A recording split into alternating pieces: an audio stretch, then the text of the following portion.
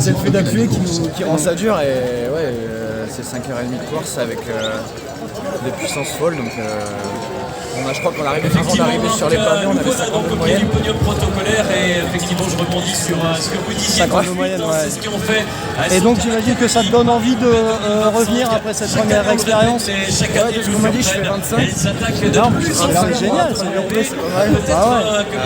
J'espère qu'il y en aura d'autres. Je suis juste content. Et il fallait que tu prouves aussi à ton équipe. Je sais pas si je devais prouver à mon équipe, je voulais juste faire un bon résultat pour moi. Je pense qu'ils savent que j'étais capable, c'est pour ça que j'étais plutôt protégé aujourd'hui dans mon équipe. C'est juste une bonne journée. L'ambiance sur les bords du route du Nord, là, chez toi c'est incroyable, franchement, il faut le vivre. Il y a des secteurs, c'est bondé de monde. Quand on fait en PVL, on voyait rien tellement il y avait du monde. J'étais deuxième dans mon groupe. Il y avait du monde partout, ça hurlait. J'ai jamais vu ça. C'est incroyable. On se fait peur des fois avec la foule. On a vu que Mathieu avait reçu un bidon, tout ça. Non, pas spécialement, parce qu'après on évite les chutes toute la journée, donc c'est plus ça qui fait peur. La foule, je trouve que pour mon côté, j'ai eu aucun problème aujourd'hui. Merci. Merci à vous. Il y a eu des chutes, tu as eu des chutes de côté, des crevaisons, pas de... De ce que j'ai entendu, ouais, dans mon équipe, un peu, je crois que Lucas est tombé dans la Rambert. Après, c'est... Et toi, ça a été? Moi, j'ai rien du tout.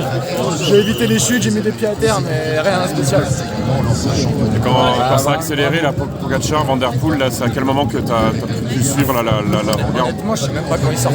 Je pense à Rambert. Ouais. Mais ils sont sortis de secteur d'abus juste avant. Et on est rentré juste avant à Rambert. On s'est retrouvé dans un peloton au début de la Rambert. Après, ils ont juste accéléré, ils allaient partout. Là, avant cette course, c'était quoi ton objectif? Tu voulais finir justement là dans ce top 30, top 20 Dans un monde idéal, ouais, je voulais faire top 30, top 20. Parce qu'il faut être réaliste, top 10, je pense qu'il y aurait dû y avoir des circonstances exceptionnelles du style échappé et plus tard. J'ai loupé l'échappée, mais on en avait un quand même. Donc après, je savais qu'à la pédale, je pouvais être là, mais de la faire mieux que top 30, top 25, ça va être compliqué. Donc non, c'est vraiment une bonne journée.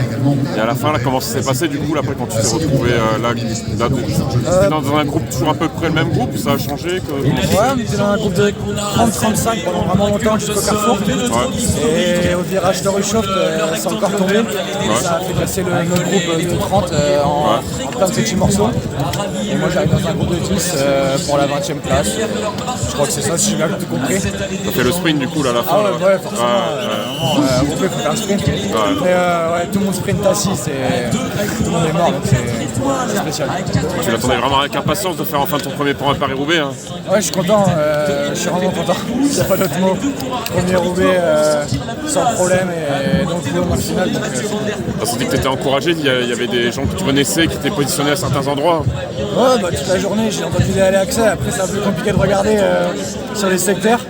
Mais ouais, je sais que ma famille était là, j'avais beaucoup d'amis, même avant les secteurs, parce qu'on était plus vers chez moi, vers Saint-Quentin, Ham, tout ça. Donc c'était vraiment une journée au paradis pour moi. C'est dur, mais au paradis. On fait en paradis. Merci. Merci, bravo. Encore de Johan Puséo. Ouais, effectivement, et alors